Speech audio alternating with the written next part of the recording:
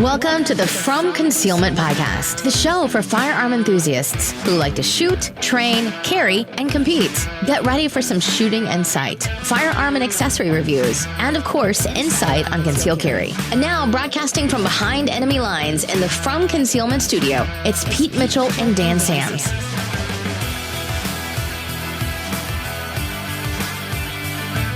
Hey, Freedom Nation, this is Pete Mitchell.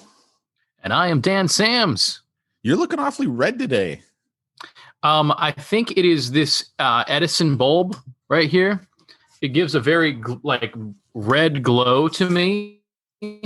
Like it's definitely an orangey red light, and so I look red. I kind of was like, "Are you in hell right now?" I thought I was in California. No, I was about to say, like, I'm not in California, Pete. But oh man. No, I did get some sun, but not enough to notice. I was outside chopping wood, enjoying some outdoor time, doing some manly stuff. Yeah, I have this big brush axe. You ever seen a brush axe?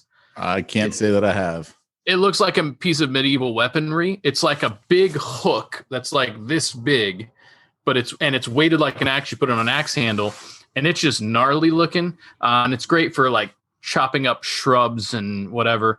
And also it would be a wonderful melee weapon. And so I like to like hack shrubs and imagine that I'm like fighting zombies or whatever. It just feels really good. Nice. I actually got a little bit sore from that. So probably got some sun in it too. So that might make me a little bit more red. Also my lighting, but yeah, man, it's feeling good. How are you doing, man? I'm not doing too bad. Not too bad at all. It's been, man, I tell you, it's been weird here in California. So I got a haircut yesterday, and I got to tell you, California is, I don't know what to say other than it's just unique, man. It's just unique. So, now they're all open again, the salons. Are they? Well, to a degree, right? They got all these crazy rules and whatnot, but since Newsom's getting recalled, he started like undoing all of his stuff because, people are like, we're done with you. So it's funny to me because now post-COVID, they're not allowed to put gel in my hair. Like what? That's not, I'm thinking you literally for the last 20 minutes have been touching my head. With your fingers, not like with gloves on, with your fingers. But you can't put gel in my hair because I think it has something to do with, well, we touch that bottle with everybody, so therefore we could be spreading it. But you touch my head like you do to everybody. And then I'm just going to come out and say it because it's funny to me. All right, so Dan, you may not know this yet. You're a young buck. I'm 45, right? I'm past my prime, shall we say. So when I get a haircut, I like to have my eyebrows trimmed because I don't want to be the old guy with the really furry eyebrows, right? It's just one of those things. Didn't have to do it when I was younger. I do now. I know what you're talking about. And you know what? I don't even have to ask. My barber just does it. I never asked him to. He just trims me, and I'm thankful. They won't do the eyebrows anymore because they can't be directly in front of your face. Like, oh my God. Like that's how ridiculous this whole stupid thing has gotten. And it really is just bull crap. Oh, like, yeah. There's nothing to that other than control. It's bull crap. Like, do you guys, do you have to wear masks there? Well, it's a good question. Yes, but just spent Saturday intentionally not wearing one and nobody said anything to me. Right. Okay. I tested the boundaries here, and almost everybody wears masks, but I just tested it out, went without everywhere, and was just like daring somebody to say something to me, and nobody did. Thursday, I tried to go a little ways without one in a coffee shop, and they said something to me. So I do my little pushing the boundaries. I'm in like, a coffee shop, but how are you going to drink the coffee with the mask on? Oh, yeah. This is the beauty. It's a tiny little postage stamp of a coffee shop. You are supposed to wear a mask when you go in. You order and you sit down at your table and drink your coffee without your mask on. And so it's completely worthless. So what's fun is I just went in there without a mask on, and they're like, "Can you please put it on?" And I'm like, I'm like, all right, I'm not going to start a fight. Other days I might start a fight. I'm getting closer to that. So I put it on and then sit down. So, I mean, I had it on for like 5 seconds. And so then I sat down. Well, then my coffee got ready. I just stood up without a mask on, grabbed my coffee, brought it back, sat down and drank it. And then when it was time to go, I just walked out without a mask on. Nobody says anything then because they know it's stupid. They're just, the only time I've noticed they say something is when you are walking up to order and they're looking directly at your face. So and then I don't make eye contact in other stores when I'm not wearing one. I just go along my way, not making eye contact, because nobody wants to deal with the crazy guy not wearing a mask. And so the crazy guy right, not wearing a mask, or maybe we should say the only sane one. I know. Is it starting to feel? So I play the game sometimes. Like I sometimes wear a mask, but I am intentionally trying to push the envelope because this is ridiculous. We know it's bull crap. Everybody knows it's bull crap. It's only for control. No, not everyone knows. Not everyone knows. There are believers. There are true believers. They are going to die believing that they're saving your life by wearing a mask. Well, and here's what we'll say. I would say that is the equivalent to in Romans 1 when it talks about the unrighteous suppressing the truth in their unrighteousness. It's like there's plenty of evidence that this just doesn't do jack. No, they don't care. So they are That's trying. what the CDC said for 10 years. They had it on their website. It doesn't help with influenza. It doesn't help with influenza. It helps with COVID, even though they're basically the same size molecule. But no, we don't have any studies that prove it. But no, all those studies for influenza, no, we're going to ignore those and take them off of our website. It's crap. Yeah. It's ridiculous. So I'm just encouraging people just defy mandates as much as you can. Play it. My thought is if they're going to take your freedoms away incrementally, take them back incrementally. Like you just push the barrier enough where you've just gone just enough to where nobody's going to say anything to you, but you got away with it. And we get enough people doing that, and they're just going to be like they will slowly lose interest in the enforcement on some of those things. Not all of them, because there are some of them that this is a religion to them. Like, and I'm not kidding. Oh, it's a religion. Like this is their sacrament. Is their religion, and you are messing with you're not worshiping with them, and they're not okay with that. And so fight the power, man. Yeah. Anyway. Yeah. So I didn't mean to jump in on your eyebrows. No. I was just going to say, because they make us wear a mask when we're, getting our hair cut. And then what they do is they go, "Oh, can you hold it with your hand so we can, go around your ears?" So then you take you take the thing off the side and you hold it. And it's ridiculous. It's just ridiculous. It is. My church, they know how I feel, and they've never once approached me about not wearing a mask, because I won't wear it walking in. I won't wear it sitting down. We've got this one gal, nice gal. I think she's autistic or something like that. I'm not quite sure what she's got. And so she's like in charge of doing everyone's temperature when they come in. And I'm done, right? So I'm just done. So, a few weeks ago, I go, "No, thank you." She's like, "Oh, you don't want it?" "No, thank you." So she's like, okay, so now when she sees me, my son comes in, he hugs me because he doesn't want it done either. And so he's like, "I'm with you. I'm with you, Dad." And I'm like, "Yeah, we're good. We're good." It's an unsettling feeling for someone. It is unsettling for someone to point a gun-shaped instrument at your forehead. Well, and you're kind of violating the whole 6-foot thing. I mean, so if you really believe it, how are you going to get up all in my face and zap me? Like, it doesn't make any sense. Well, and the 6 feet apart is the only thing that you can get behind in this whole thing, right? Let me tell you, I was doing 6 feet away from everyone long before it was socially acceptable. That's for sure.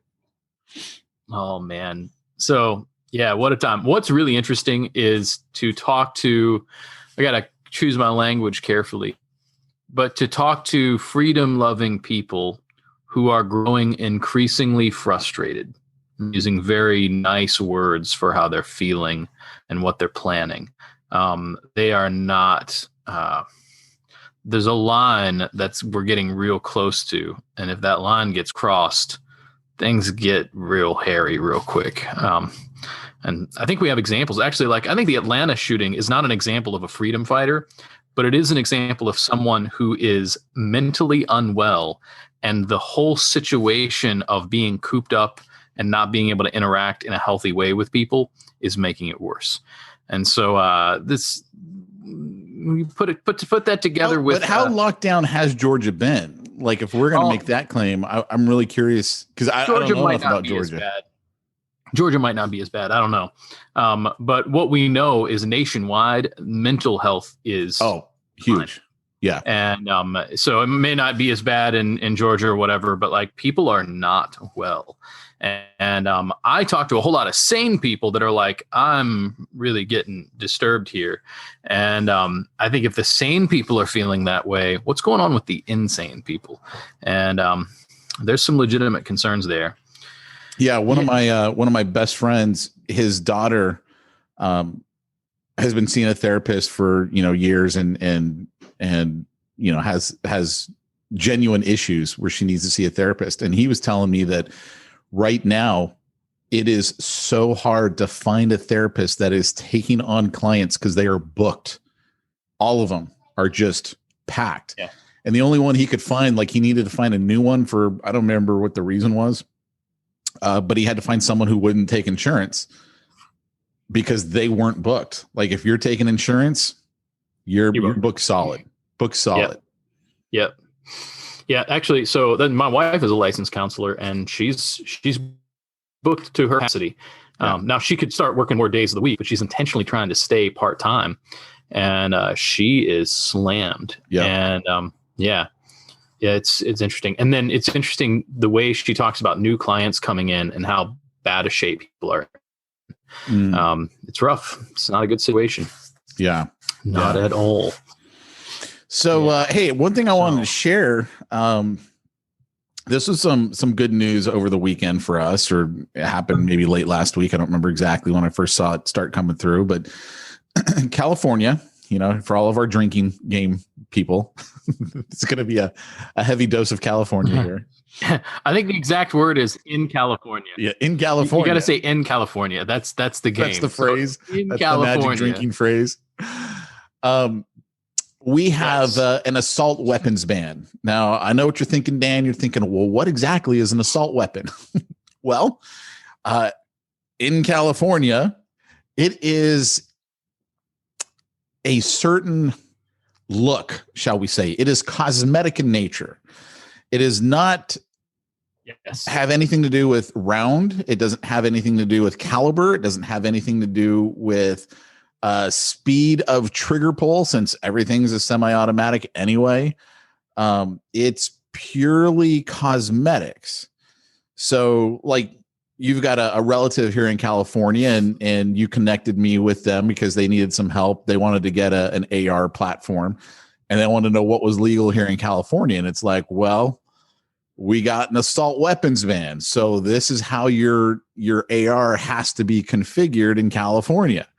And we got a couple of different options for that. But really what it comes down to is stupid stuff. Like you can't have a flash hider because they're afraid that means they're not going to be able to find you if you're shooting at people if you have a flash hider.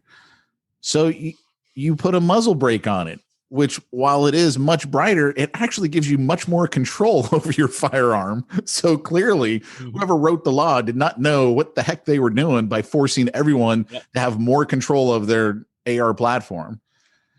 That's why we've got what we call the boat paddle grips, right? We don't have a pistol grip. We can't wrap our thumb around it. That's literally what it says. You can't wrap your thumb around it in a pistol grip formation. It's got to be basically like a rifle, a hunting rifle style, like long stock kind of a thing. That's okay. So we've got all these stupid rules. And if you wanted to have an assault weapon in California, you had until I think it was July 1st or July 31st of 2018 to register it, and you know how we feel about registration. They already know you got it. But then you got to go through this crazy registration. You had to send pictures of it. Once it was registered, you were no longer allowed to change it at all. You couldn't say, hey, you know what? I don't like this red dot. I'm going to put this red dot on it. No, that was against the rules. You couldn't be like, my trigger broke and I needed to put in a different trigger. No, that's against like, you can't change it. Nothing could be changed on it. You couldn't change the color of it. You couldn't do a thing to it. So I debated whether or not I was going to, register an assault weapon or not. And basically I came to the conclusion that I really didn't want to be seen in their eyes as an assault weapon person, even though what's the difference? They see all the guns I already got because there are no private transfers in California for our drinking friends. But anyway, so of course they got sued in court. And basically what came down over the weekend is the state of California basically said, okay, you're right. The website was a horrible wreck. Like the thing crashed. People couldn't get their guns registered, basically turning everyone into felons. And part of what their stipulation in conceding was, okay, we're going to reopen registration. We're going to make public announcements to let everyone know that they can register their assault weapons. We're going to notify every police department in the state, every law jurisdiction, and let them all know, hey, if you went after anyone for an assault weapons violation, you got to let them go. You basically got to say, bad law, it screwed up, it wasn't right. I mean, they came down all these different things that they had to concede to. Every single person that contacted the state and said, I can't register my assault weapon, your website's not working, they have to contact back and let them know, hey, we reopened it, which of course there's no way they kept any of that information. This is California. They're so backwards here. It's ridiculous. But it's just like this huge egg in the face of all these rules. And by the way, guys, the new rule that the House just passed, it's based off of California's assault weapon ban. The one that isn't working. That didn't work at all. Like the timing couldn't have been worse, right? Like it didn't work. The registration did not work at all. And but that's what it comes from. It comes from, so if you're like wondering, what's the assault weapons ban going to look like? Everyone's going to have the boat paddle gun. Like that's what they're going for. Oh man. Wow. So that's interesting. So first of all, I always like to point out how these things never work. They never work properly. And I think we need to remind that not only for the fact that the government sucks at this kind of stuff and they shouldn't be doing it anyway, but hopefully for the comfort of fellow freedom-loving gun owners that we recognize they're going to screw this up. Yep. And if they can screw up the registration process, then they're probably going to screw up the enforcement process. And that's good for us. So just to remind everybody, I mean, I'm not saying you should break those rules, but I am saying that if you do, think about how hard it is for them to catch you in many cases. I mean, for some, they already know about a whole lot of things, but even then, like the process and the time, well, see what they're doing, what they love do, freedom. What they do here in California is they've got all these different gun laws, and no, they're not going to go to your house and check and see, did you change it from being an assault weapon configuration to being California compliant? They're not going to do that. But let's say they pull you over and they need an excuse to arrest you. And they see in your trunk, you've got now an assault weapon. Now they have an excuse to arrest you. Let's say they come and they search your house for who knows what. Who knows, right? It's California. They can pick any reason they want. And they find that, now we can nail you for this. So it's not an issue of, are they going to go searching homes? That's not it at all. They're using it as a hammer on you. Because now let's say, it's like, we found this gun and this comes with a 10-year jail sentence. And, we were going to come after you for, I don't know, a 6-month pot deal. I have no idea what the laws are on anything, right? But, that's what they're going to now use as a hammer to make you take a plea deal, because they got you on something completely unrelated, but it's got teeth on it. I mean, it's the same thing with the ATF. Like, look at Waco, right? What was bad about Waco was they didn't pay the ATF the $200 tax stamp. There was nothing illegal with the weapons other than they didn't give the government $200 per firearm. Like, that's what it was. So they didn't get their revenue and they decided to go kill everybody. Yep. So, you're bringing up an interesting point here, and you're right. It's going to be the stacking of charges in order to try to get you to take plea deals. That is what this is. It's not the only thing it's about, but that is going to be how they play this. And we know how that works, man. We're here in Cleveland, we're finding out about terrible, terrible stuff where they just, they'll stack charges for one incident, but they'll stack it up as if it's multiple things. Right. And, so it's terrible when somebody robs somebody, but they'll get them not just for the robbery, but they'll say, well, technically you detained them for the 30 seconds it took to rob them. And so that's kidnapping. And so they throw a kidnapping charge on there. And it's like, well, that wasn't really kidnapping. And it was evil what he did. And then they stack it up to such a degree that it's like, you're looking at essentially a life sentence, or, take 10 years and go on your way. And people are like, man, 10 years is a whole lot better than 60. And they take them. Yeah. But man, it's awful. Yep. Not good at all. I thought it was hilarious that California had to admit, and like, part of what they had to do is they had to allow for a paper form to be submitted. Like, you didn't have to do it electronically. And so now I'm sitting there going, okay, maybe I will actually file, and I'll file on paper because it's California. That's going to take forever to get inputted. I was just like, hey, if I can contribute to the slowdown of the Department of Justice in California, maybe I'm doing my part. You are, Pete. That is a noble thing. I'm so thankful. Way to go. I say do it. So who knows? Your buddy Pete might be sitting on an assault weapon when this thing reopens here. Mm-hmm. That's what I'm talking about. Assault weapon. That's so ridiculous. I'm like, does that mean it's made out of sodium? That's bad joke.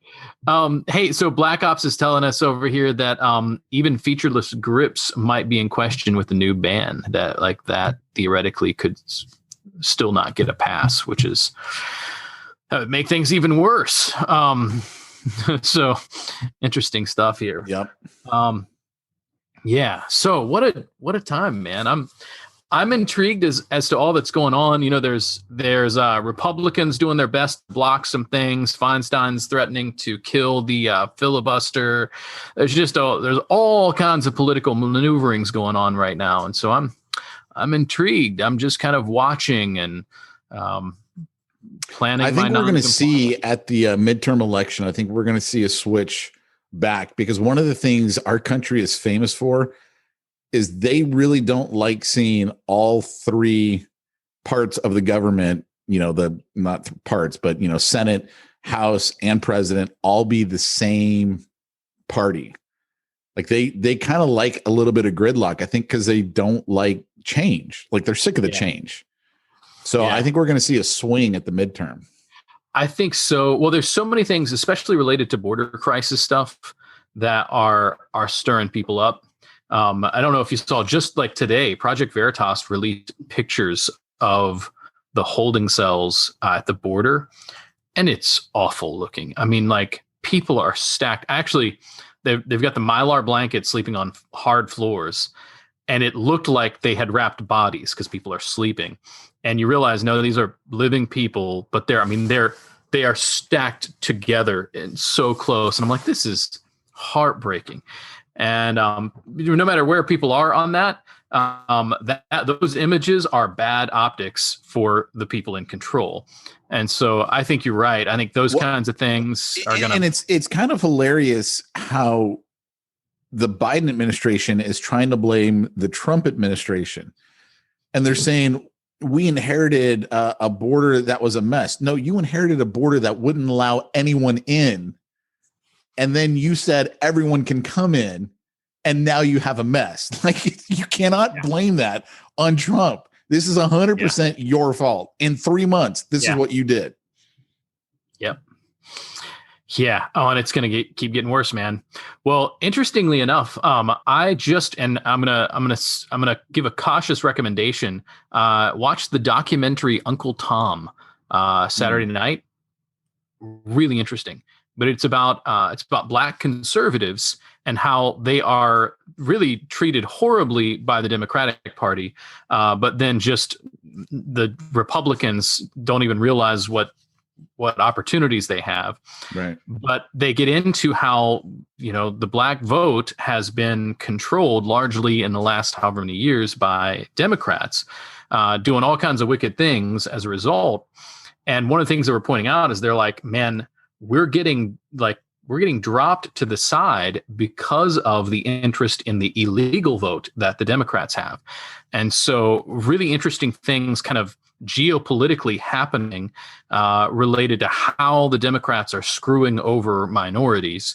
And they've been screwing over Blacks in a certain way, and now they're finding a new way to screw over Hispanics. And the documentary is really interesting, worth watching. It's a little heavy, but really, really interesting.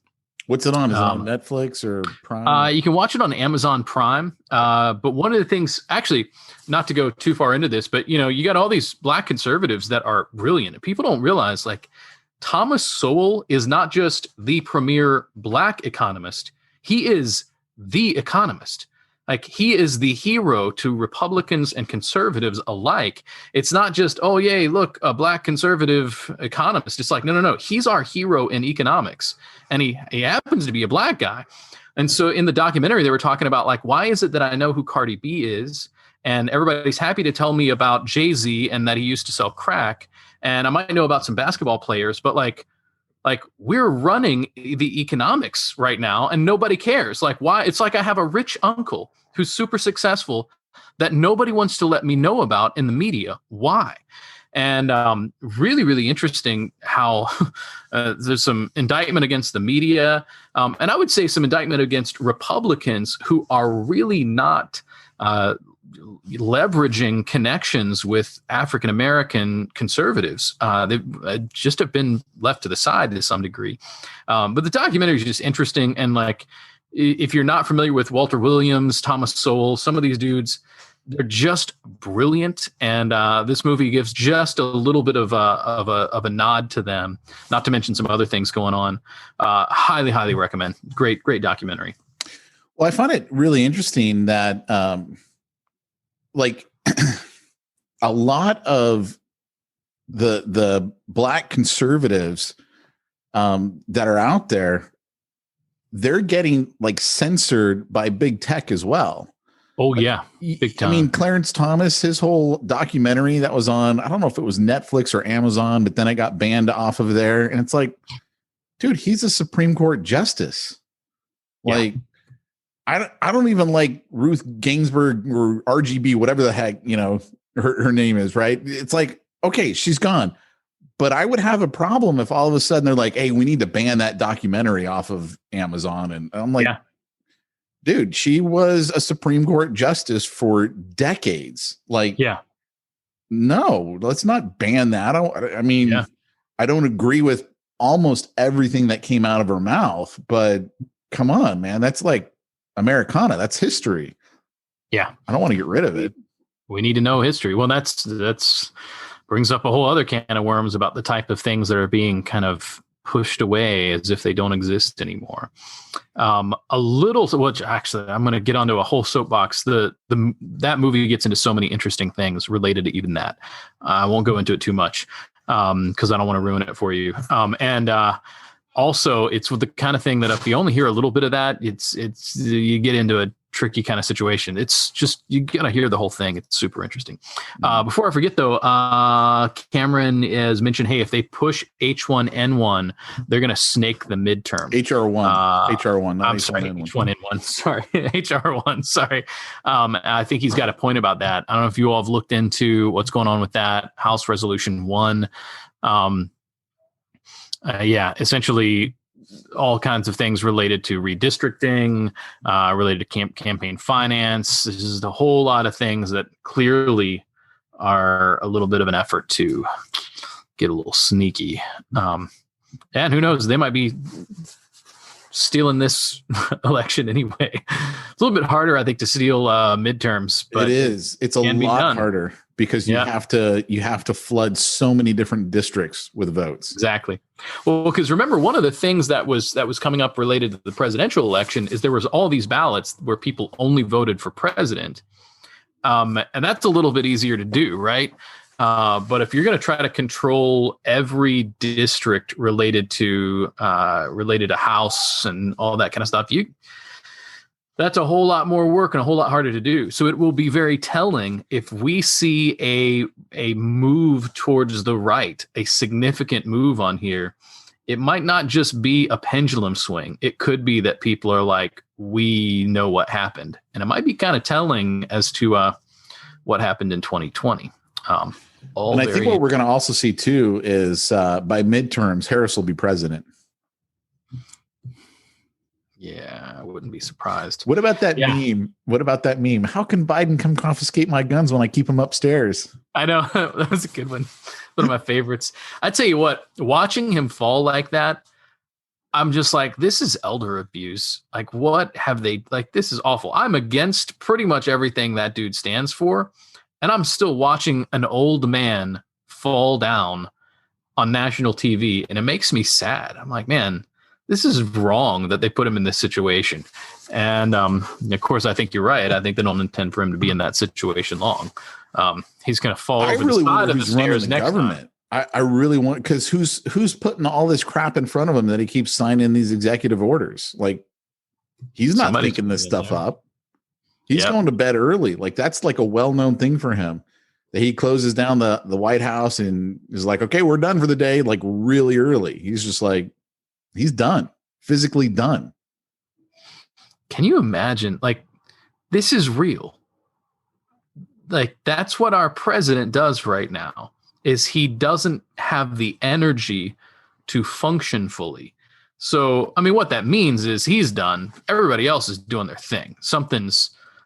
Things are being controlled. We know this. But, man, this is the United States right now. Yeah. Right at the end. I think we're going to witness the end of the United States. I think in our lifetime, we're going to see this whole experiment. It's unfortunate, but yeah, I think we're going to have to devalue the dollar. I think we're going to see a lot of things switch to crypto because of the devaluing of the dollar, and people are going to be like, I can't trust the U.S. government anymore. We're certainly not going to be the world's economy anymore. It's not going to be based on the U.S. dollar. I mean, how many trillions of dollars did we just create out of thin air in the last year and a half? Like, forget it. We're done, man. We're done. Yeah. It's too late. Yeah, I don't think we're coming back from it, man. I don't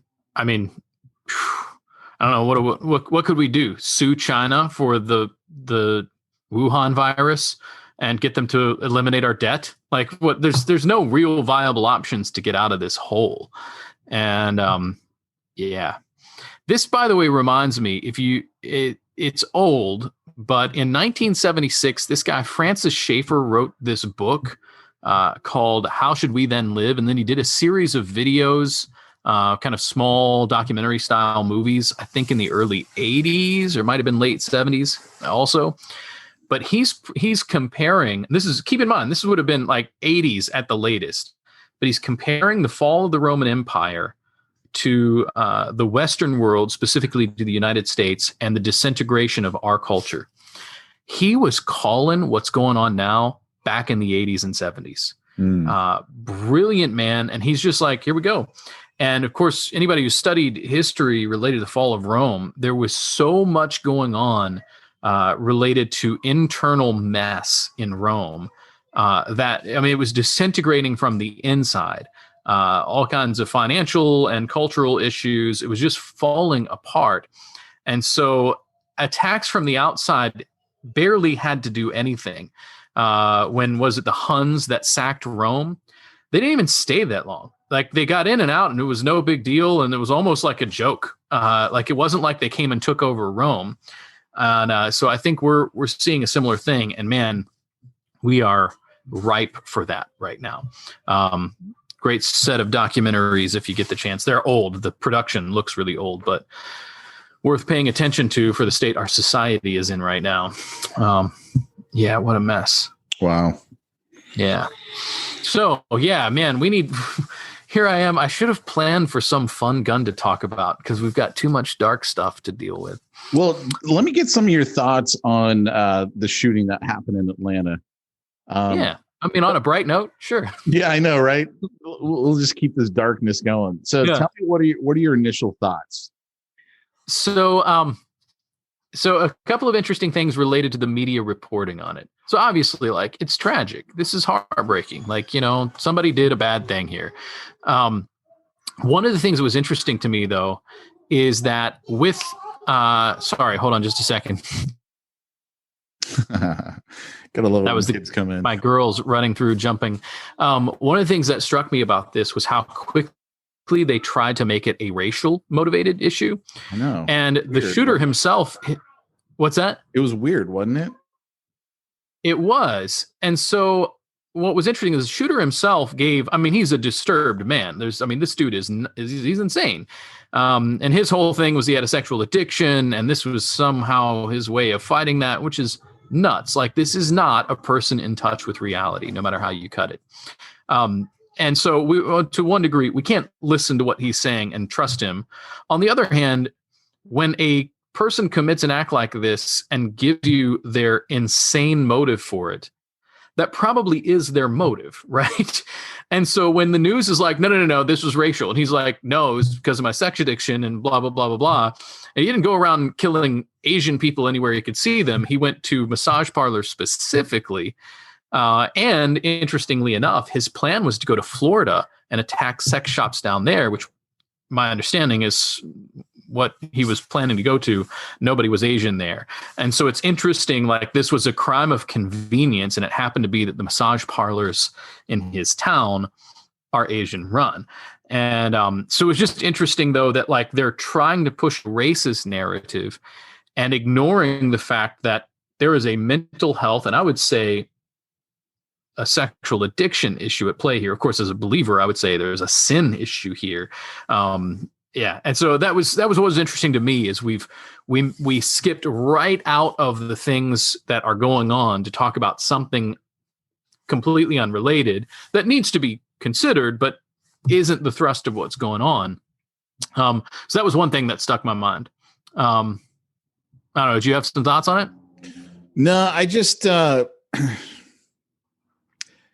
it's interesting how we haven't seen, I don't feel like we've seen a lot of mass shootings until this one. You know, we had so many riots in between, and I mean, I don't know if the numbers are up or down as far as mass shootings are concerned. But I mean, certainly as soon as, like, I was working out with my buddy and he's like, "Oh, did you hear about the mass shooting?" I'm like, "No, what was it?" And he's like, "Oh, it was, Asian massage parlors." And I'm like, dude, like, when I first heard that, I was like, I bet you anything this is gang related. This is human trafficking. You know, one guy trying to stop another guy because of human trafficking. And then he shows me a picture of the dude, and we're both like, yeah, not gang related. That dude is not in any kind of gang that well, I mean, he could have been he could have actually been in a white supremacist gang. That's how white he was. But he didn't look like a guy who had planned this well. He looks this is not young, right? This is not a mafia mastermind. This is a really not well person, which is everything about that is sad, man. Everything about that is sad. Well, and then what's in the back of my mind is it's very likely, very possible that some of the women that were killed were trafficked there. Probably. We don't know, but there's a good chance that it was. So here's Look, you have the massage parlor business is well known as being prostitution based. Like, I'm not saying they're all that way. We got a chain right by our house that my wife used to go to all the time. But that's the difference between a chain too and, like, the little, hey, we're going to pop up a little massage parlor. And it's like, I still remember a buddy of ours, the guy formerly known as White Tyrone. Right. Yes. And he was talking with a cop buddy of his. And at the time, Tyrone was living in Florida. And the guy was like, there's no human trafficking here. He goes, dude, look around the streets. How many Asian massage parlors are there? He goes, you don't think that that's where the human trafficking is? He's like, of course that's where it is. Like, we know that's where it is. This isn't a big shock. And I think in the city that the guy went and shot all those people, I think it had more massage parlors than Starbucks. Isn't that what the number was? It was like, dude, give me a break. Okay. Like, there's a Starbucks on every corner, and you're trying to tell me that you have a bigger need for massages. That's not what the massage parlor is. Man, it's just not.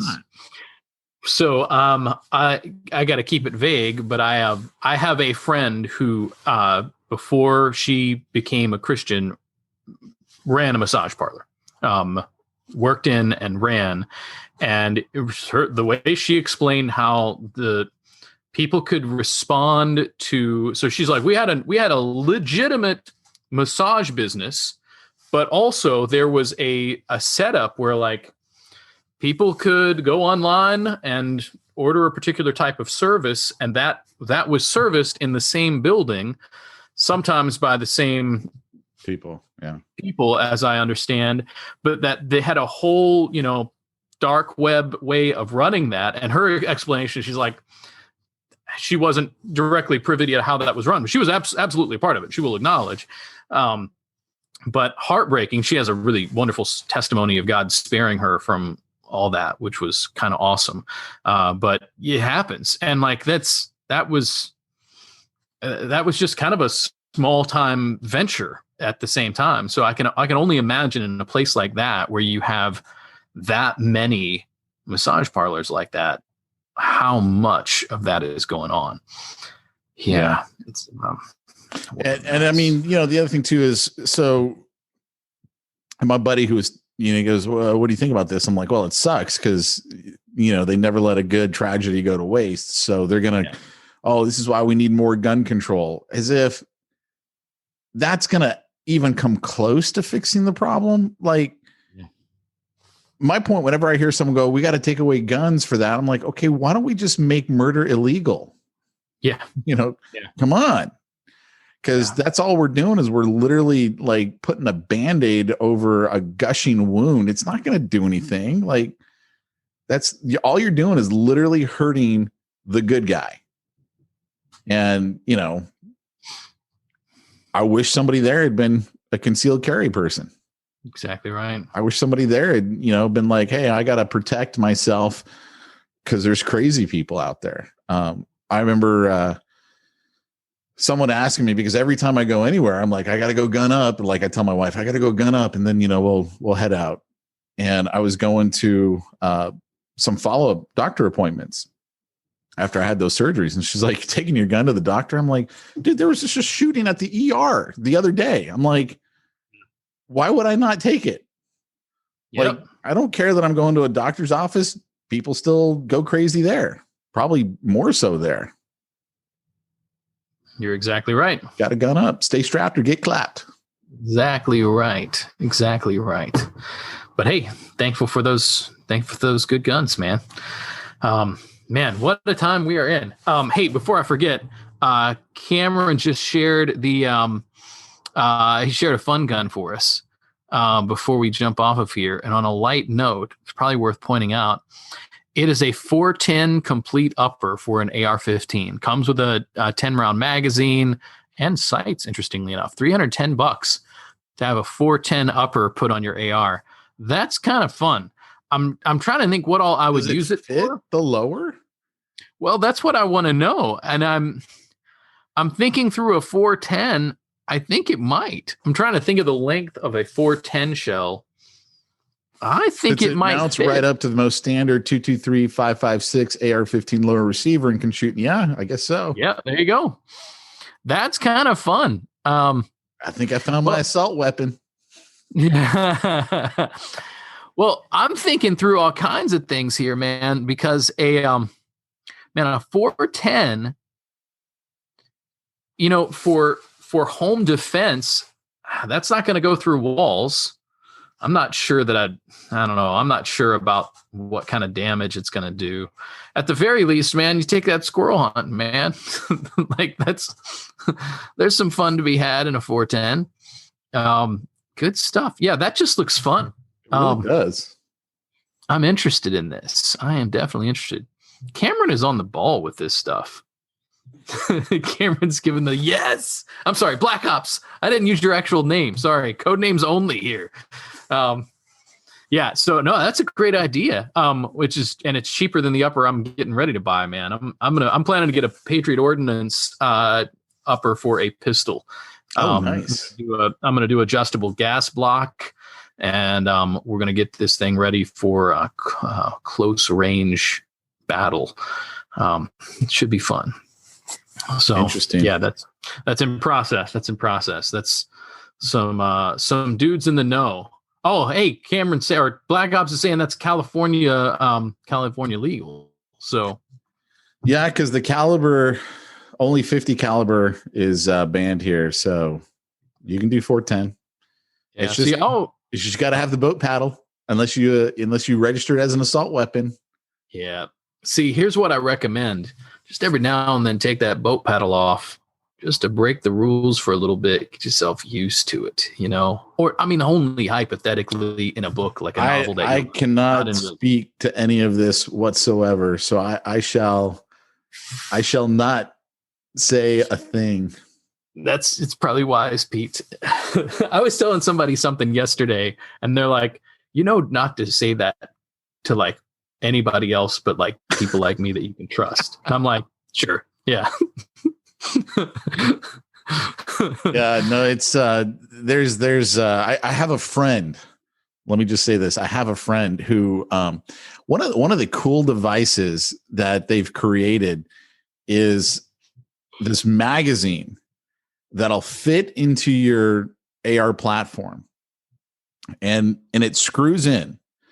So it's now a fixed magazine AR. And so that's like remember we got California legal. You can have all the fun stuff that makes your AR look like an assault rifle, pistol grip, flash hider, whatever you want, so long as it is a fixed magazine and that magazine can't hold more than 10 rounds, then you can be California legal.